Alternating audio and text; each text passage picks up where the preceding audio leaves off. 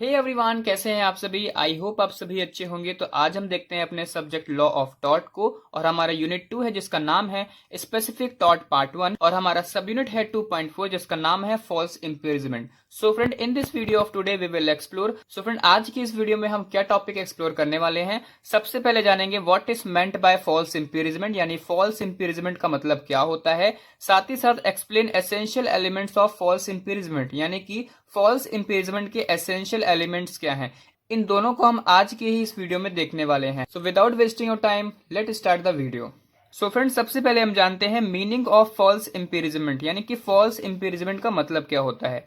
False imprisonment means the unlawful restraint of a person's freedom of movement. It occurs when one person confines another intentionally and completely without any lawful justification. यानी कि friends, false इंपीरिजमेंट का मतलब होता है किसी इंसान की movement की फ्रीडम, यानी कि आने जाने की आजादी को गलत तरीके से रोक लेना। ठीक है, ये तब होता है जब कोई व्यक्ति को जानबूझ करके किसी दूसरे को पूरी तरह से बंद कर दे, बिना किसी लीगल जस्टिफिकेशन के, यानी बिना किसी कानूनी वजह। In simple words, if someone stop you from moving freely without any legal reason और authority, that is false imprisonment. Simple words में फ्रेंड, अगर कोई बिना कानूनी रीजन के तुम्हें कहीं से बाहर जाने नहीं देता या रोकता है तो वो फॉल्स इंपीरिजमेंट कहलाता है।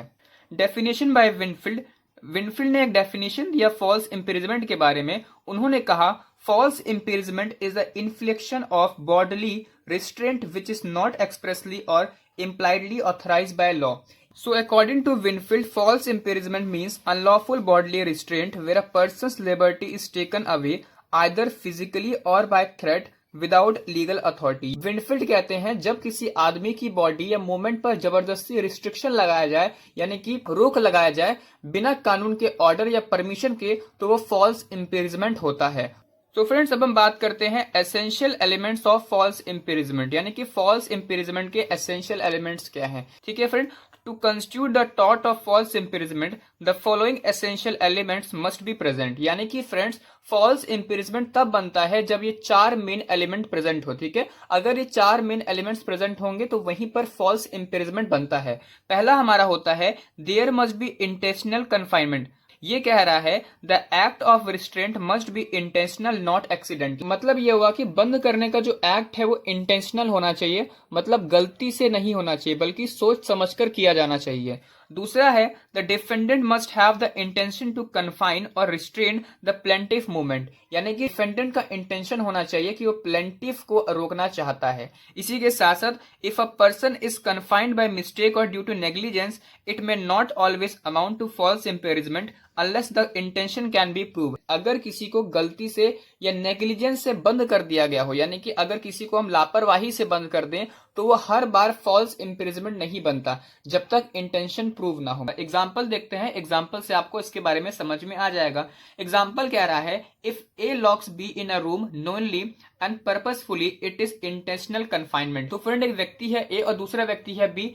ए ने बी को एक कमरे में जानबूझ करके लॉक कर दिया है, तो यहां पर इंटेंशनल कन्फाइनमेंट होगा। But if A locks the room thinking it is empty, it may not be intentional. अगर ए ने कमरा बंद किया और सोचा कि अंदर कोई नहीं है, तो वो फॉल्स इंपीरिजमेंट नहीं होगा क्योंकि इंटेंशन नहीं था। अब हम बात करते हैं अपने सेकंड एसेंशियल एलिमेंट्स की, जो हमारा है टोटल कन्फाइनमेंट।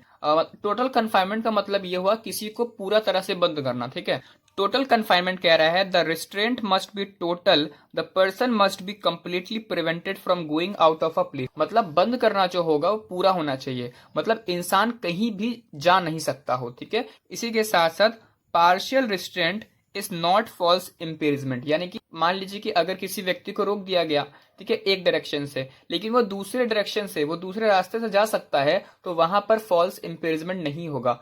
फॉल्स इंपीरिजमेंट तब होगा कि जब किसी व्यक्ति को हम रोक देते हैं और उसके पास कोई रास्ता ही नहीं बचता है कि उससे बाहर निकल सके।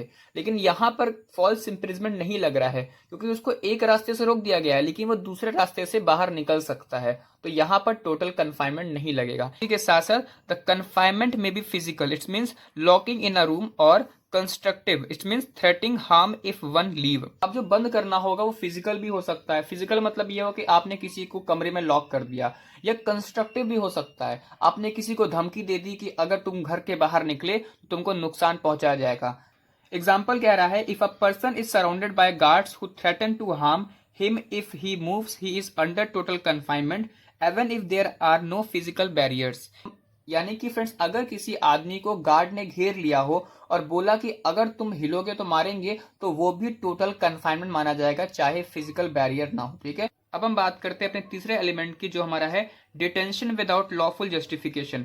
ये कह रहा है the restraint must B unlawful और विदाउट लीगल अथॉरिटी। यानी कि जो बंद करना होगा या जो रोकना होगा वो इलीगल होना चाहिए, मतलब बिना कानूनी अथॉरिटी के। किसी को रोक रहे हो आप, किसी को बंद कर रहे हो बिना किसी लीगल अथॉरिटी के, बिना किसी कानूनी अथॉरिटी के। ठीक है, तो ये होता है। इसके साथ साथ if there is a lawful justification such as arrest under a valid warrant और under legal authority it is not false imprisonment। यानी कि फ्रेंड, अगर किसी व्यक्ति को किसी वैलिड रीजन के कारण अरेस्ट किया गया है, उस पर वारंट निकला है कि इसको अरेस्ट करना है, तो उस व्यक्ति के ऊपर फॉल्स इम्प्रिजमेंट नहीं लगेगा। Sir the key question is was the defendant legally justified in detaining the plaintiff. यानी कि फ्रेंड, इंपॉर्टेंट सवाल ये होता है कि क्या डिफेंडेंट के पास कानूनी वजह थी उसको बंद करने की। एग्जाम्पल देखते हैं। एग्जाम्पल हमारा कह रहा है, a police officer arrest a person without a valid reason और warrant, it will amount to false imprisonment, but if the arrest is lawful under BNSS it won't be considered false imprisonment। इसका मतलब ये हुआ friend, police officer अगर किसी को बिना valid warrant के बिना वजह अरेस्ट करता है तो ये फॉल्स इम्प्रिजमेंट होगा, क्योंकि यहाँ पर एक वैलिड वारंट तो है ही नहीं। यहाँ पर बिना किसी अगर वैलिड वारंट के अगर कोई पुलिस ऑफिसर अरेस्ट करता है किसी व्यक्ति को, तो वहां पर फॉल्स इम्प्रिजमेंट लग जाएगा। लेकिन अगर किसी रीजन के कारण बंद किया होगा तब वहां पर फॉल्स इम्प्रिजमेंट नहीं लगेगा। लेकिन अगर अरेस्ट बीएनएसएस के हिसाब से लॉफुल है तो वो फॉल्स इम्प्रिजमेंट नहीं माना जाएगा। लास्ट हमारा है knowledge of the plaintiff. Knowledge of the plaintiff का मतलब ये हुआ कि प्लेंटिफ को पता होना चाहिए। क्या है friend, generally the plaintiff must know that he is being confined. यानी कि फ्रेंड, प्लेंटिफ को यह पता होना चाहिए कि उसे बंद किया गया है। However in some cases knowledge is not necessary at the time of confinement if it is causes later harm और लॉस। लेकिन फ्रेंड, कुछ केसेस में अगर उसे बाद में नुकसान या मेंटल इफेक्ट हुआ तो नॉलेज जरूरी नहीं होती है। But in most tort cases the person must be aware of the restraint for claiming damages. आमतौर पर टॉर्ट में डैमेजेस लेने के लिए प्लेंटिफ को उस वक्त ये पता होना चाहिए कि वो कन्फाइंड है। जैसे एग्जाम्पल देखते हैं, एग्जाम्पल समझ में आएगा। If a person is locked in a room while asleep and released before waking up, there is a technically imprisonment but no actionable damage since he never knew of it। यानी कि friends, अगर कोई आदमी सो रहा हो और उसके सोते टाइम उसका हम रूम को लॉक कर दें और उसके जागने से पहले उसके रूम को अनलॉक कर दें, तो टेक्निकली तो इम्प्रिजमेंट है लेकिन एक्शनेबल नहीं है, क्योंकि उसे पता ही नहीं था कि वो बंद है। अगर पता होता कि उसे बंद किया गया है तो यहाँ पर फॉल्स इम्प्रिजमेंट लगता, लेकिन उसको पता ही नहीं था, तो ऐसे में एक्शनेबल नहीं है, एक्शन नहीं लिया जाएगा। उम्मीद करते हैं आपको ये वीडियो पसंद आया होगा। ऐसे ही हमारे वीडियोस देखते रहिए। मिलते हैं अगले वीडियो में। Thank you.